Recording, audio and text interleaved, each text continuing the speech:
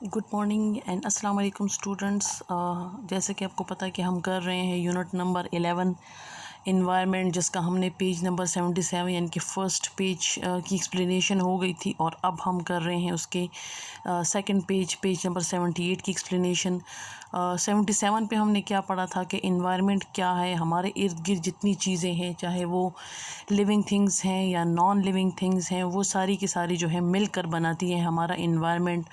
Sky है, air है, roads हैं, बिल्डिंग्स हैं, जितनी भी चीज़ें इर्द गिर्द हैं, हमारी ह्यूमन बींग्स हैं, प्लांट्स, एनिमल्स, वो सब की सब हमारा इन्वायरमेंट जो है वो बनाते हैं। अब हमारा जो इन्वायरमेंट है, हमने उसको हेल्दी रखना है, हमने उसको सेहतमंद रखना है, हमने उसको साफ़ रखना है। कैसे उसको साफ़ रखना है कि हमने गंद जो है वो अपने घरों के बाहर नहीं फेंकना, हमने रैपर्स इधर उधर नहीं फेंकने, हमने जो है वो पानी ज़ाया नहीं करना। ये सारे तरीके हैं अपने इन्वायरमेंट को बचाने के, अपने इन्वायरमेंट को प्रोटेक्ट करने के। इसके अलावा हमारे इन्वायरमेंट में जो है वो एनिमल्स भी आते हैं। अब कुछ एनिमल्स ऐसे हैं, क्योंकि जंगलों की जो है वो कटाई बहुत तेज़ी से होती है, बहुत जल्दी जल्दी जो है वो हम दरख्त काटते हैं, तो इन्हीं जंगलों में जो एनिमल्स रहते हैं उनका घर जो है, क्योंकि यही जंगल जो है ये इनका घर है, तो इनका घर जो है वो ख़त्म हो रहा है।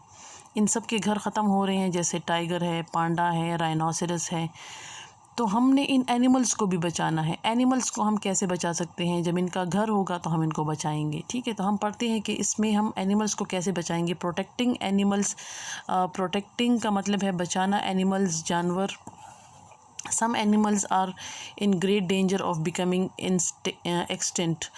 अब कुछ जानवर ऐसे हैं, ग्रेट का मतलब है ज़्यादा, एक्सटिंक्ट का मतलब है जिनकी नस्ल ख़त्म होने वाली हो। This means that soon there will be none of them left in the world.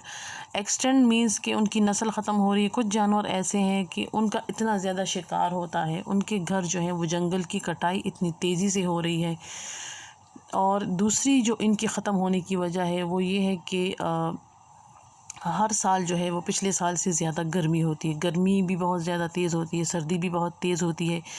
ये क्यों इतनी ज़्यादा होती है? क्योंकि हम जो है वो अपने माहौल को साफ़ नहीं रखते।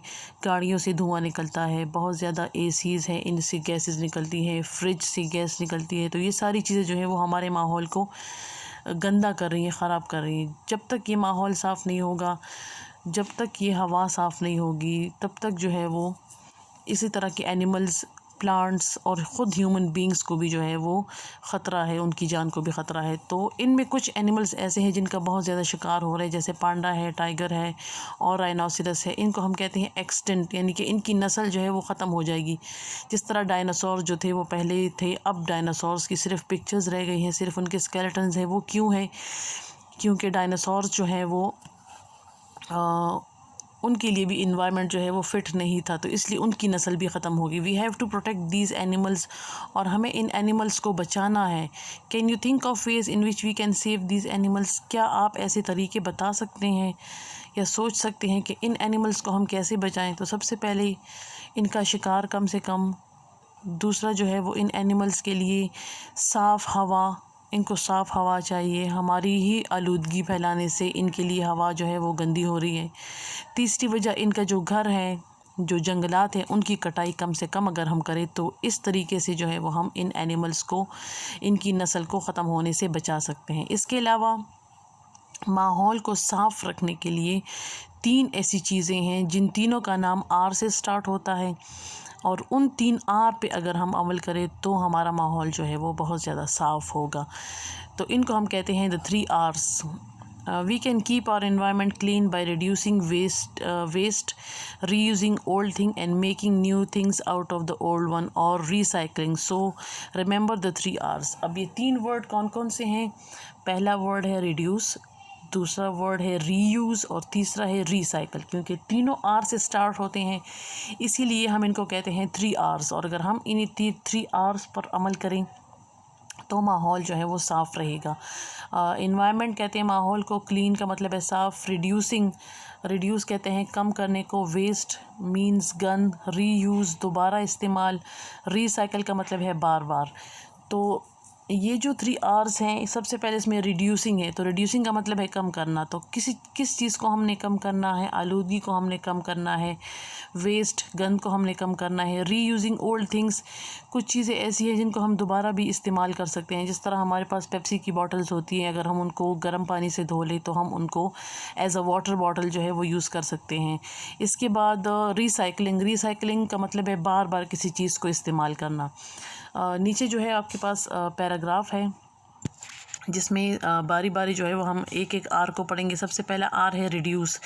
If we reduce the number of things we buy and use we will have less to throw away. अगर हम कम से कम चीज़ें इस्तेमाल करेंगे, कम से कम चीज़ें ख़रीदेंगे, तो बाय का मतलब है ख़रीदना, तो हम तो इस तरीके से गन भी कम होगा। सजेशंस आपके लिए कुछ मशवरे हैं। Do not buy things you do not need, use cloth instead of paper और napkins and to clean things, avoid disposable items, buy things that will last for a long time। हमें जो है वो क्या करना चाहिए? कम से कम चीज़ें इस्तेमाल करनी चाहिए।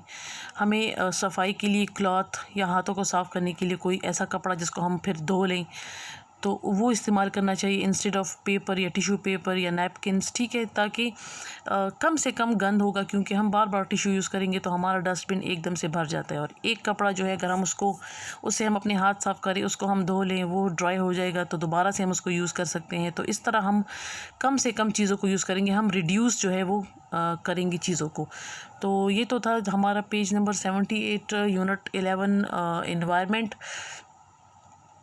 इसमें हमने पढ़ लिया कैसे हम एनिमल्स को प्रोटेक्ट करेंगे, कैसे हम अपने इन्वायरमेंट को साफ़ करेंगे। सबसे पहले हम रिड्यूस का जो उसूल है वो यूज़ करेंगे, क्योंकि 3 R's है तो हमने इसमें पढ़ लिया पहला R रिड्यूस। बाकी जो है वो हम अपने नेक्स्ट